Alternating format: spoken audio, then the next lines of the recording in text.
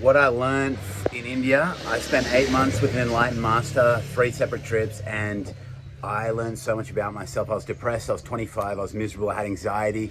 I was working as a personal trainer for 7 years. I was unfulfilled, I was very successful, very popular in the city I was from in Australia, the Gold Coast, and still, I just wasn't fulfilled inwardly. I had everything outwardly. I could have anything I want, any woman I wanted, heaps of rich friends, anything I wanted I could have, right?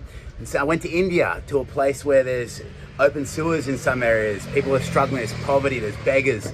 And I met this enlightened master through a friend. He told me about him. I moved cities. I moved to Melbourne just before I came. I was living there for 6 months. It just wasn't happening. I thought, why not? I'll go to India. And guess what happened next? My life completely changed. I did 2 months with him, with the guru. Then went back to Australia, did another month. Then I did 5 months. Now I've just come to Thailand. I'm on the island of my dreams, living up Copenhagen. It's beautiful here.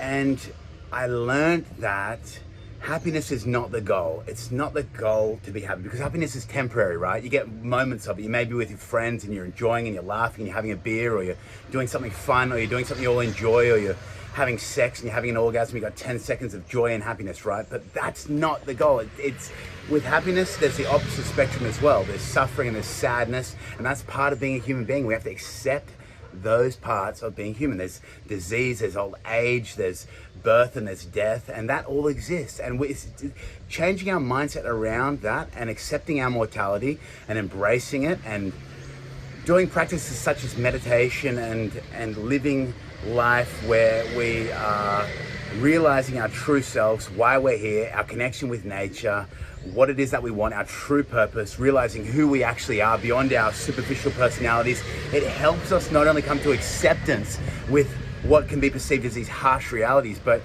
it comes with more of an open invitation and understanding, and taking life as it comes, living moment to moment, doing things we wouldn't normally do because we're stuck by our fears. But when we realize and we accept that, hey, we're not going to be here forever, and sometimes our friends come and go, and sometimes people move locations, they travel the world, and sometimes we lose our job, and sometimes we hurt ourselves, and such is life.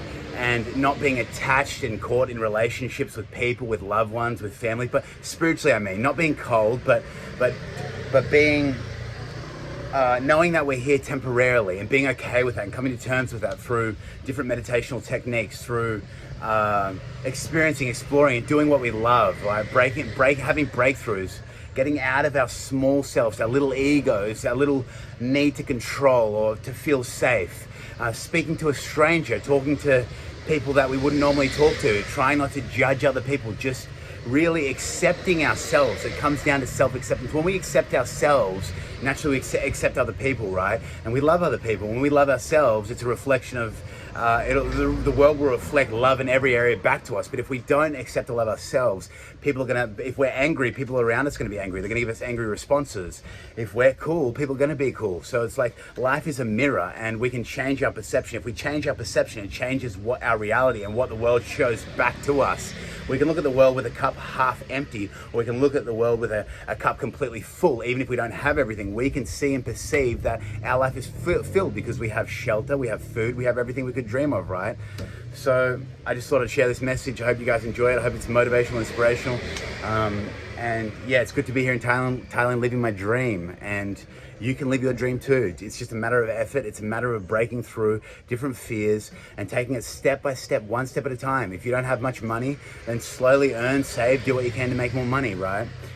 So there's different methods and different things you can do to live your dream. If you're stuck in an unhealthy relationship that's just causing you so much suffering and misery, get out of it. Make these hard decisions and choices where there's going to be directions in your life where you go that way or that way. That way is negative, that way is positive, and go with the positive one.